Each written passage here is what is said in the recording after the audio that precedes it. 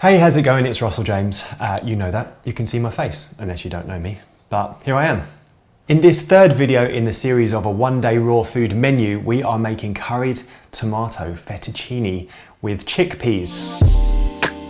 Now we're going to start this off in the blender. So we're going to start off with some tomatoes, some crushed ginger, some red bell pepper, some lemon juice, and we're going to add in some coconut yogurt as well. Coconut yogurt really just makes this so nice. It gives it a creaminess, gives it more of like a texture of a curry. A little bit of sun-dried tomato, and then the sun-dried tomatoes actually need soaking because they come pretty much dry, semi-dried. So you soak those in water just to soften them up. Now the water that you use has got lots of flavor in it. So you could just use regular water in this recipe, but if you soak the sun-dried tomatoes, you've got soak water. Put that in, extra flavor, fantastic. Then we're going to go in with some tamari and some curry powder, just your favorite curry powder. You could have a really spicy one if you wanted, or a mild one, whatever suits your fancy. And then we're going to go in with some crushed chili as well in there. All right, blend that up, get it nice and smooth. And then we're going to add in some chickpeas. Now, the chickpeas that you use here, it's entirely up to you. This is a one-day raw food menu. So ideally, if you wanted to keep it completely raw, the chickpeas, you would sprout them so they've got a little tail and throw them in like that. But in reality, you've got to listen to your body, right? So if your body doesn't like chickpeas, you can actually just leave them out.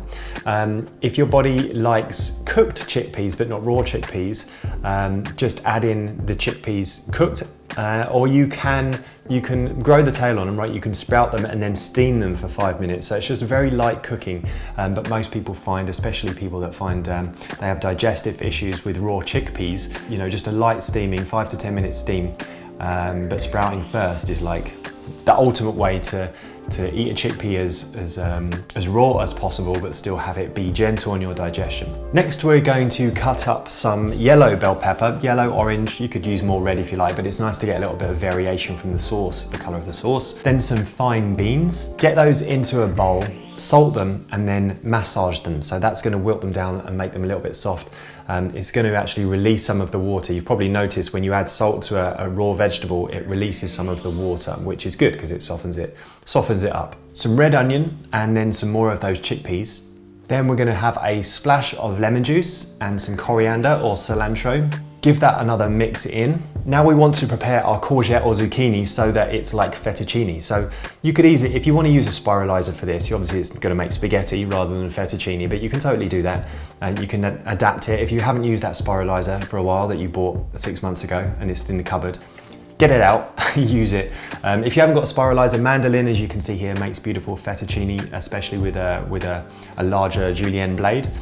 Or you could, in absence of any of those, you could just use a ribbon, a peeler to make ribbons. Okay, throw your prepared courgette, fettuccine, or spaghetti or whatever you made.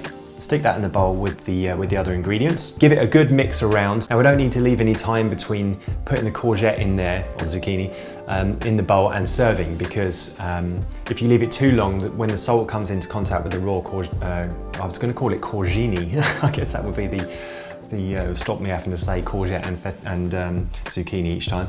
We'll just call it zucchini for now. If you have salt on the zucchini too early, it's going to wilt it down and make it a little bit soggy. So serve straight away once you've added that in. A little bit of extra cilantro on top there, and also, especially if you like a little bit of extra spice, it looks really nice to have some more crushed chili on there as well. All right, then we're going to take our sauce, and I think it looks nice like we're doing here in the bowl, just to have the sauce going around the edge, and then when you eat it, as you can see here, you can mix it in. It's just a nicer way to present the dish. Okay, there you go. Hopefully you enjoyed this series. If you did, subscribe to my channel, give this video a thumbs up, let me know how you liked it in the comments, and I will see you in the next one.